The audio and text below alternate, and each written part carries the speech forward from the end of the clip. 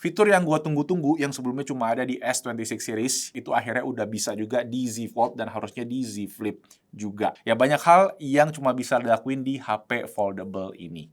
So, udah kurang lebih 1 tahun gue pakai si Samsung Galaxy Z Fold 7. Ya, tahun lalu kita ada bikin konten setahun sama Z Fold 6, jadi kali ini gilirannya Z Fold 7 karena soon keluar generasi barunya.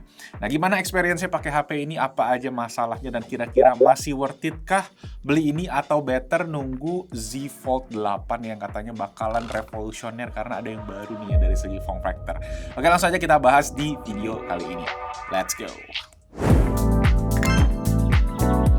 Oke, first of all kita cek harga dulu aja di pasaran sekarang yang mana gua lihat di beberapa e-commerce itu udah ada harganya di bawah 20 juta, 19, lebih lah di bulan Juli 2026 ini ya. Jadi turun dari awal rilis yang sekitar 28 jutaan walaupun memang waktu itu tuh rilisnya kan ada promo upgrade storage yang gratis ya. So, kurang lebih harga aslinya mungkin di bawah itu. Cuma memang ngelihat tren sekarang yang harga HP makin mahal ya, rasanya next gen dari Z Fold ini bakal ada perubahan harga yang cukup signifikan. Nah, nanti kita bahas juga di akhir video soal future of the Z Fold ini ya, yang versi lonjong, karena sekarang gue pengen share dulu experience-nya selama kurang lebih setahun kayak gimana pakai HP ini. Gue sangat beruntung dan bersyukur ya, karena sebagai tech reviewer gue itu dapat kesempatan untuk nyobain berbagai jenis HP. Dan tahun ini seru banget ya, karena smartphone ultra dari brand-brand yang sebelumnya nggak rilis official di Indonesia kayak Oppo, Vivo, Xiaomi sudah rilis berapa tahun terakhir ya. Itu memang dia mulai rilis ya di Indonesia secara resmi dan sempat bikin gue pindah. Kemarin itu gue sempat pindahnya ke Oppo Find X9 Ultra. Walau memang ujung-ujungnya gue tuh kayak kangen lagi sama HP ini dan akhirnya gue balik lagi bawa si Z Fold 7 karena ya banyak hal yang cuma bisa dilakuin di HP foldable ini. Yang utama pastinya dia bisa jadi HP dan bisa jadi tablet sekaligus, bikin gue nggak perlu bawa dua device lagi. Multitasking di layar dalamnya yang luas ini juga emang ngebantu banget buat productivity. Jadi kalau gue lagi mobile di luar dan perlu research ya, itu bisa buka 3 bahkan 4 aplikasi sekaligus dan layar gedenya memang sangat membantu. Walau ya kalau buat nonton YouTube atau Netflix memang banyak black bar di bagian dalam ya, karena form factor Z Fold 7 yang masih mempertahankan lonjong-lonjongnya ini ya, idealis dari smartphone lipat Samsung udah 7 generasi. Gosipnya, generasi berikutnya ya, gosipnya itu akan berubah. Jadi stay tune karena gue akan hands on juga pasti sama si next gen Z Fold-nya. Subscribe. Nah, gara-gara gue suka pakai case ya, gue tuh suka lupa kalau si Z Fold 7 ini tuh tipis banget ya. Dan pas kemarin gue balik lagi ke Z Fold 7, tiba-tiba case gue tuh patah. Mungkin karena nggak dipakai hampir 2 bulan gitu ya. Jadi akhirnya gue pakai tanpa case dan wah, emang baru keinget ketipisannya dan ringannya si Z Fold 7 ini. Bikin HP ini tuh kayak berasa dari masa depan gitu. Futuristisnya masih kerasa, masih kental banget.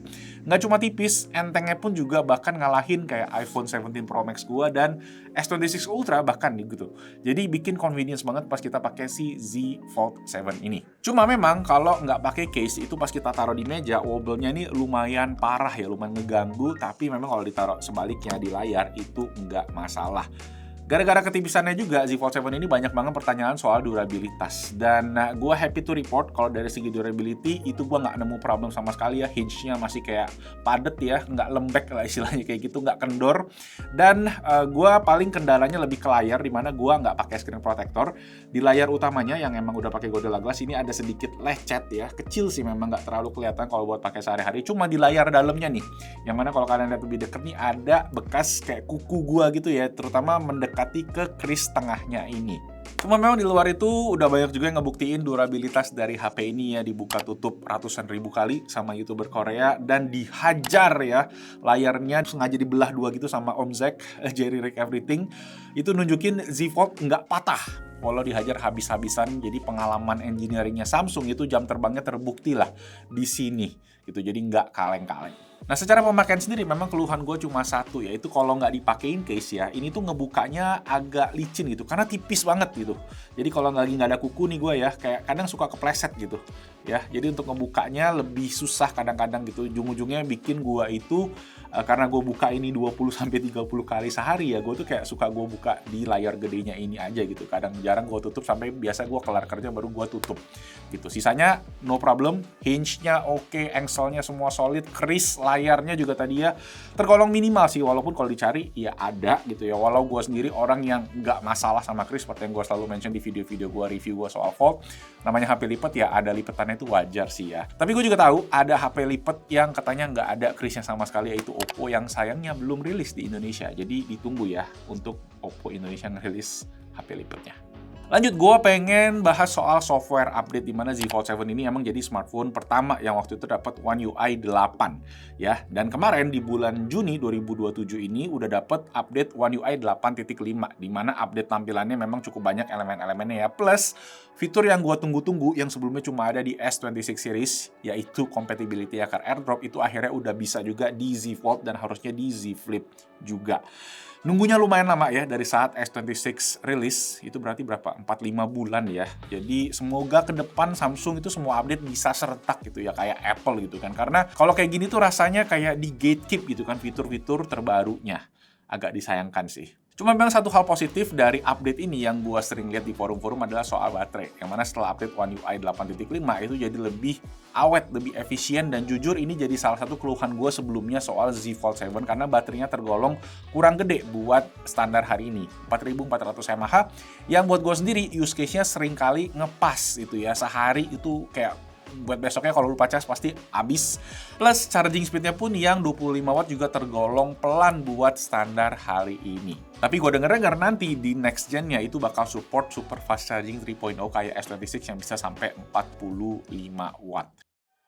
Oke, akhir-akhir ini gue itu lagi suka pakai Z Fold 7 sebagai gaming device ya, karena aplikasi kayak Game Hub dan Game Native ini bisa bikin HP ini jadi compatible sama game-game PC dari Steam. Dan tampilannya menurut gue keren banget, terutama kalau kita pakai layar dalamnya ini ya. Jadi kerasa super immersif, super luas, ngasih experience yang kerasa beda dibandingin main di gaming handheld ataupun di TV. Nah, chipset yang ada di Z Fold 7 ini, yaitu Snapdragon 8 Elite, adalah salah satu chipset terbaik kalau ngomongin compatibility sama games-games, terutama dari segi driver supportnya. Cuma sayangnya adalah karena ini emang desainnya tipis ya, bikin device ini tuh cukup agresif throttlingnya gitu. Dan gaming algoritmnya Samsung itu memang terkenal pengen banget ngejaga suhu device-nya itu adem gitu, terjaga. Yang di satu sisi gua ngerti memang biar device-nya jadi awet ya, nggak terlalu panas yang bikin baterainya jadi cepet ngedrop.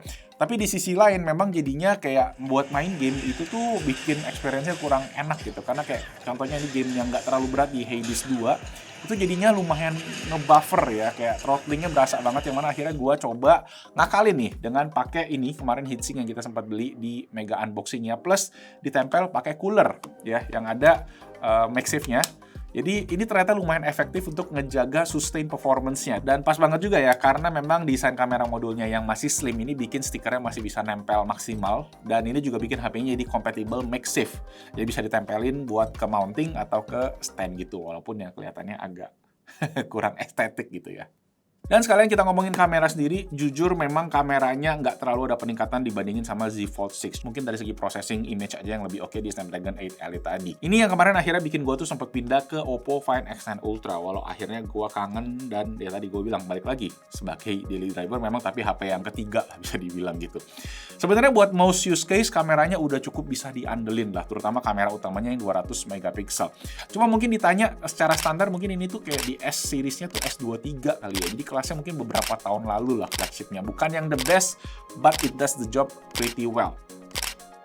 Cuma memang kalau ngomongin HP lipat, ya satu keunggulan yang nggak bisa dibikin HP biasa adalah layarnya ini bisa dijadiin kayak preview monitor gitu buat kamera utamanya.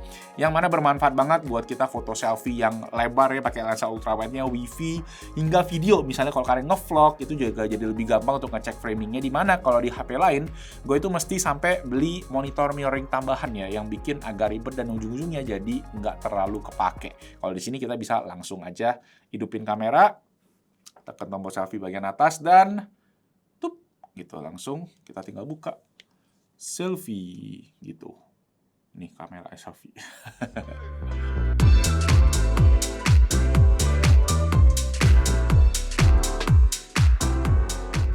So ya, Yes, gimana kesimpulan pakai si Z Fold 7 ini selama setahun terakhir? Jujur, gue puas banget ya. Dan yang kayak gue bilang, masih kerasa banget ya. Futuristisnya, ya tipisnya, nyamannya, hinge-nya juga solid. Performance-nya juga bisa diandelin ya. Walaupun masih tweak-tweak sedikit-sedikit. Dan menurut gue di price range yang ada sekarang, Z Fold 7 ini jadi bisa dibilang sangat worth it lah. Mengingat nanti kemungkinan besar ya di generasi berikutnya, harganya bakal, ya gue sih ya melihat tren ya, mungkin bakal naik. Tapi kalau enggak, bakalan hebat banget Samsung. Jadi ya ditunggu aja, karena udah beredar ya di official account Samsung di Indonesia akan ada form factor dari Z Fold baru yang katanya lebih compact, kayak paspor gitu lah kurang lebih. Jadi kemungkinan bakal ada varian baru di samping varian yang Z Fold lonjong, yang mana mungkin akan jadi kakaknya. Gosipnya sih kayak gitu ya. Nah, gue penasaran dan excited banget. Dan pas banget tadi guys, baru ini kita lagi shoot video pagi. Undangan resminya udah keluar buat Samsung Galaxy Unpacked, yang mana gue bakal pergi ke Samsung Unpacked, eventnya itu di London, di UK, untuk hands-on langsung sama smartphone-nya, si Z Fold baru dengan tema A New Shape Unfolds. Cielah. Oke, segitu dulu aja guys buat video ini. Thank you so much buat yang nonton. I'll see you guys there. Subscribe, hidupin notifikasi biar nggak ketinggalan. Ciao. Megang itu, gitu.